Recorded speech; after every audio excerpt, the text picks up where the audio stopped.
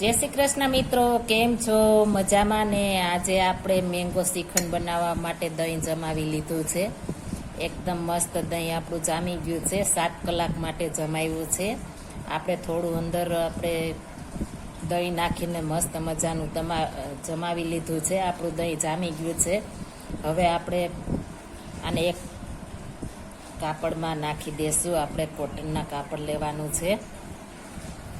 એક તપેલું મેં લીધું છે, જાજુ છે એટલે તપેલું લીધું છે. તેમાં આપણે આ રીતના એક કાપડ રાખી દઈશું.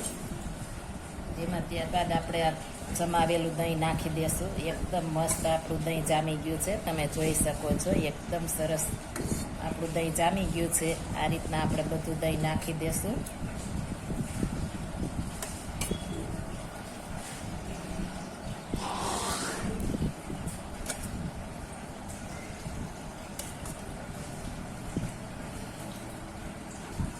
આપણે બધું દહીં નાખી દીધું છે. આ રીતના આપણે કાપડ બધું ભેગું કરી લેશું.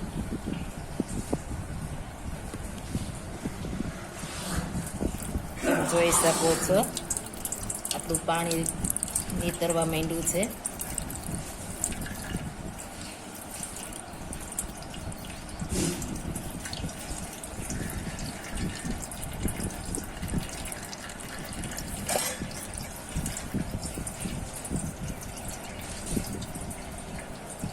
આ રીતના આપણે થોડી આટી ચડાવી દઈશું એટલે નીતરી જશે.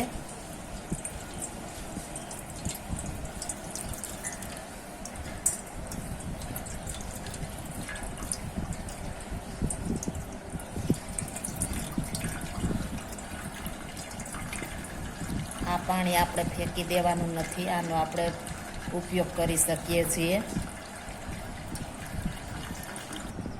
આ રીતના જારી લઈ લીધી છે. એક બાઉલ નીચે રાખી દીધું છે. એમાં આપણે આ દહીં છે એ મૂકી દઈશું. આ રીતના આપણે વજન દહીંને મૂકી દઈશું. ત્યારબાદ આપણે તેમાં આ ડીશ મૂકી દેવાની છે વજન દહીંને. ત્યારબાદ આપણે થોડો વજન રાખી દઈશું આ રીતના, એટલે એકદમ નીતરી જશે. આપણે હવે ફ્રીજમાં મૂકી દઈશું. આપણે 5 કલાક થઈ ગઈ છે. હવે આપણે જોશું મસ્કો આપણો કેવો બન્યો છે.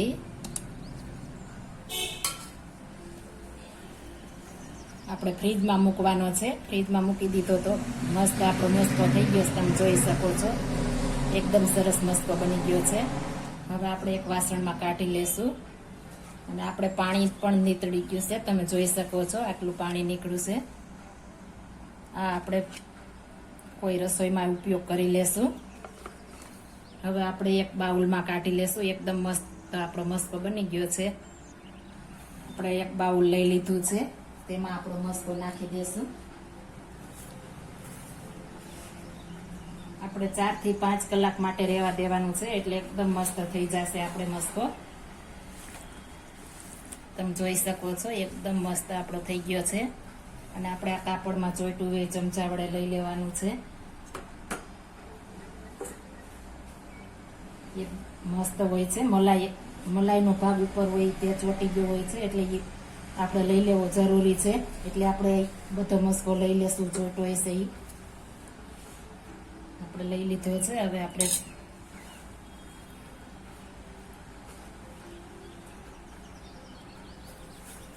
આને એકદમ મસ્ત આપણે ફેટવાનું છે. આ રીતના તમે જોઈ શકો છો, આપણો મસ્કો એકદમ સરસ થઈ ગયો છે. આપણે આને ચારવાની કોઈ જરૂર નહીં પડે. ગાંઠા કોઈ પણ હશે તો આ રીતના કરશું તો ભાંગી જશે. આપણે જરા પણ ગાંઠા નથી. મેં ફ્રેશ દૂધ લીધું હતું. આપણે મલાઈ ઉતારીને જમાવ્યું હતું. ફ્રેશ દૂધ હશે તો એકદમ સરસ મસ્કો બનશે આપણો. તમે જોઈ શકો છો, એકદમ મસ્ત આપણો મસ્કો બની ગયો છે.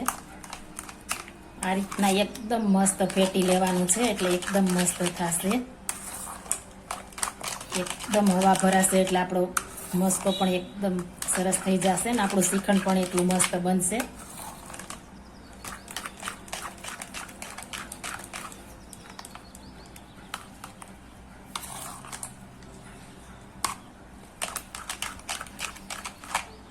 તમે જોઈ શકો છો આની થિકનેસ.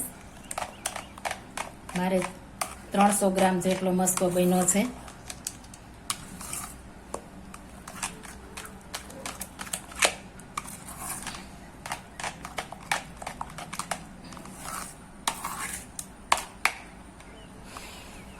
હવે આમાં આપણે મલાઈ લેવાની છે.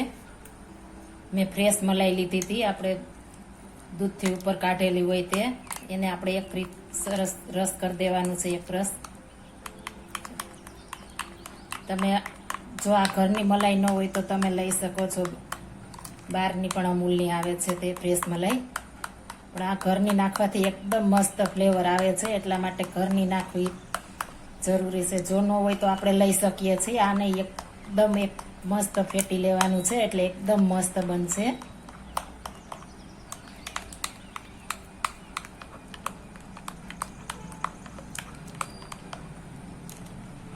સરસ આપણી મલાઈ ફેટાઈ ગઈ છે, આમાં નાખી દેશું. મેં મોટી 3 ચમચી લીધી હતી.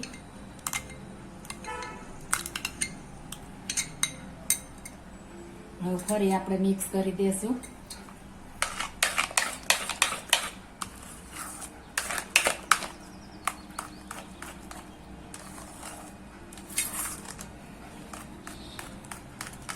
એકવાર આ તમે ઘરે બનાવશો તો તમે બજારનું પણ નહીં ખાવ, એટલું મસ્ત બનશે. તમે જોઈ શકો છો, એકદમ સરસ આપણું મસ્કો બની ગયો છે. હવે તેમાં આપણે ખાંડ ઉમેરી દેશું. જો તમે વધારે ગળ્યું ખાતા હો તો 300 મસ્કો છે તો 300 ગ્રામ ખાંડ નાખવાની છે. અને આપણા મસ્કાની ખટાશ ઉપર આધાર છે. જો વધારે ખાટું હોય તો 350 ગ્રામ પણ નાખી શકો છો. મારે મીડિયમ છે એટલે હું 300 ગ્રામ ખાંડ નાખું છું. દળેલી લીધી છે, તમે આખી પણ લઈ શકો છો, પણ આ દળેલી નાખવાથી એકદમ મસ્ત બને છે. અને આપણે ઝાઝો ટાઈમ બહાર નથી રહેવા દેવું પડતું. આ ઉનાળો હોવાથી આપણો પછી મસ્કો નકર ખાટો થઈ જાય છે, એટલા માટે આપણે દળેલી નાખીએ તો ફટાફટ આપણે મૂકી શકીએ છીએ ફ્રીજમાં. એટલે આ દળેલી નાખી છે ને.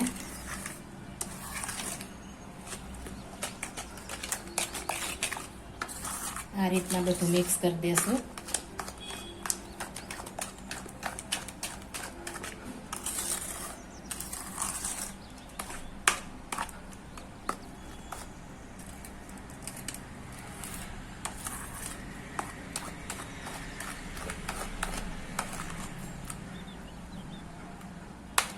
આપણે સરસ મિક્સ થઈ ગયું છે. હવે આપણે કેરી રસ નાખીશું. મેં એક કેરીનો રસ કાઢ્યો છે અને થોડી ખાંડ નાખીને દળ્યો છે. જરા પણ પાણી નથી નાખવાનું. તમે જોઈ શકો છો તેની થિકનેસ. પાણી જરા પણ આપણે નાખવાનું નથી ને એમણે આપણે કાઢવાનો છે, એટલે એકદમ મસ્ત થઈ જશે. મેં કાઢીને રાખી દીધો હતો. હવે હું 2 ચમચી નાખું છું. મારે ઓછો ખાય છે એટલા માટે. તમારે જો વધારે ખાતા હોય તો તમે વધારે નાખી શકો છો. મારે ખાતા નથી એટલે તમને બતાવવા માટે મેં 2 ચમચી નાખ્યો છે. એકદમ મસ્ત મઠો આપણો તૈયાર થઈ જશે.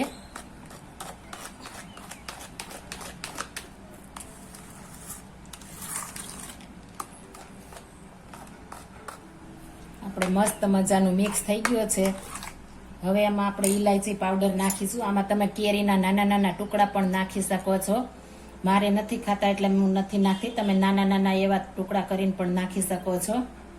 હવે ઇલાયચી પાવડર ઓપ્શન છે, તમે સ્કીપ કરી શકો છો. 1 ચમચી ઇલાયચી પાવડર નાખીશું આપણે.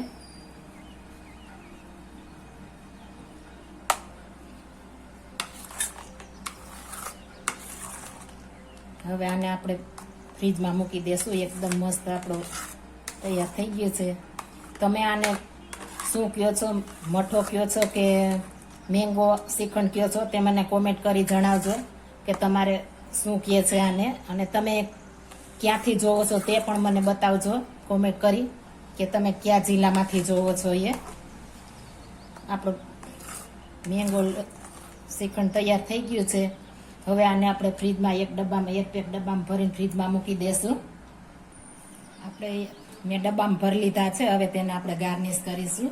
આ ઓપ્શનલ છે, તમે ન નાખવો હોય તો તમે સ્કીપ કરી શકો છો. ચારોલી નાખું છું. આ ચારોલી બધું નાખવાથી એકદમ મસ્ત ટેસ્ટ આવે છે.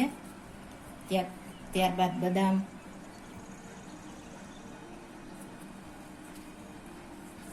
કાજુ,